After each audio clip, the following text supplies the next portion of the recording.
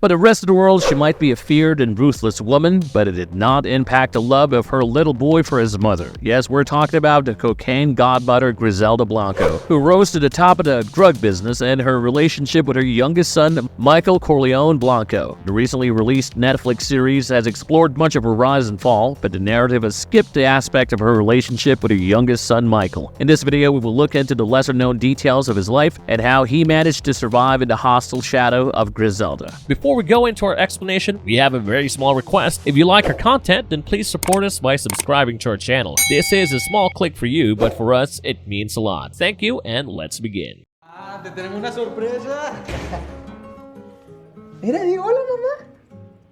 How was Michael impacted by Griselda's infamous reputation? A glimpse into his childhood. One simply couldn't be born to someone like Griselda Blanco and escape the impact it would have on their life. As for Michael, he was named after Michael Corleone, the main character from the famous gangster saga, The Godfather. However, the romanticism in his naming was restricted only on paper because his early life was far from healthy and glamorous. He was born to Griselda and her third husband, Dario Sepulveda. Although Dario was initially a trusted associate of Griselda, their relationship soured after the birth of their son Michael. Dario wasn't happy with her ever-increasing hunger for power and money, which put their lives at risk. He was also aggrieved by her growing proximity with one of her associates, Rivi, and how she disregarded his opinion every now and then. Dario wanted to quit the risky life and settle down with her kids for a life of peace, but by then Griselda was too far gone to oblige. After a few violent altercations with his wife, Dario chose to run away from Miami with her son Michael. He was only a toddler then. Naturally, this infuriated Griselda, and she sent her men to get her son back. Dario couldn't remain in hiding for long, and in the year 1983, he was eventually killed in Medellin by men dressed as police officers. Later, it was confirmed by her close associate Jorge Rivi Ayala that Griselda was the one who ordered Dario's assassination, and she was directly involved in his murder. Michael was only 5 years old when his father died in front of him, and after about a year, he was reunited with his mother. However, the stability of family in his life was short-lived because Griselda was soon arrested from her house, Irving, California, during an appearance in the investigation Discovery documentary series Evil Lies Here. He recounted some of the struggles of his lonely childhood. When his mother was serving time in prison, Michael's three brothers, who were much older than him, were assassinated in Medellin, and Michael was left bouncing around from one legal guardian to another all through his formative years. Even after his mother was released from prison, Michael never got to meet her, and they only spoke over the phone on a regular basis. He used to send her photos and videos of his wife and two children, but unfortunately, when she was assassinated by unidentified gunmen, Michael was caught up in some legal trouble. As an adult, Michael valued his privacy and chose to keep low profile. But it all changed after the documentary Cocaine Cowboys and the sequel Hustlin' with a Godmother made Griselda Blanco an underworld icon. With immense public interest about her life, Michael and his mother made the most of the opportunity, and they sold the rights of their life stories to Firstborn Films, a renowned production company. Whatever be the exploits of Griselda as the cocaine godmother, one simply cannot deny her love for her sons. She might have overlooked her personal relationships when her lust for power got the better of her, but her obsession with her sons and their well-being is unquestionable.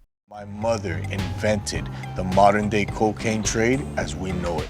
Why did Michael run into trouble with law enforcement agencies? We would have loved to say that Michael was completely out of the cocaine business and the influence of his mother's reputation, but that wasn't the case. Back in 2012, he was placed on house arrest after he was accused of 2 felony counts of cocaine trafficking and conspiracy to traffic in cocaine. He was charged with an attempt to buy 5 kilos of cocaine for $10,000, a diamond necklace, and a motorcycle. Michael was reportedly caught because he tried to buy the cocaine from an undercover detective. The details of the case suggest the serious involvement of Michael in this matter, and he even had an informant working among the cops to successfully conduct the transaction. He pleaded not guilty, and later he was released from house arrest, probably due to the lack of conclusive evidence.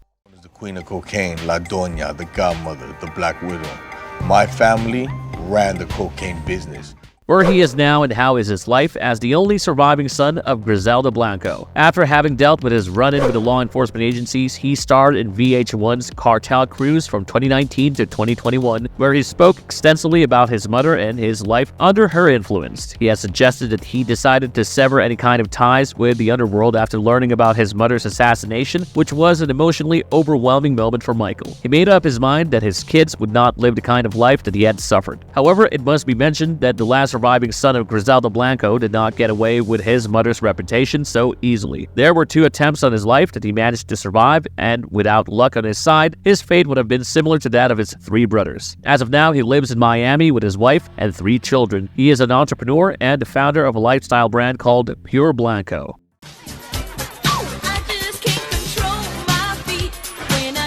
Why did Michael sue Netflix and Sofia Vergara? What is the status of the lawsuit? When the Netflix series Griselda was about to be released, Michael filed a lawsuit in excess of $50,000, claiming that the family had not given permission to Netflix for their image, likeness, or identity to be used. He claimed that the show delved into some sensitive and private details of his family. The lawsuit also targeted Sofia Vergara, the Modern Family actress who plays the titular role in the series, because of her involvement as a producer in the show. After watching the Netflix series, Michael spoke up in a 6-episode podcast hosted by Billy Corben, the director of Cocaine Cowboys, which previously told Griselda's story. He stated that it was an emotional narrative, but the story deserved a little more considering the complexity of his family dynamics. He appreciated how the show tried to humanize the character, but he claimed that many things in the series were far from accurate. His lawsuit against Netflix and Sofia Vergara also claimed that his private artistic literary work was used by the showrunners without his permission. However, as per recent reports, the Blanco family has reached an out-of-court settlement and the lawsuit had been dismissed. While it might be possible that monetary compensation settled the grievances, there is no evidence to suggest the same.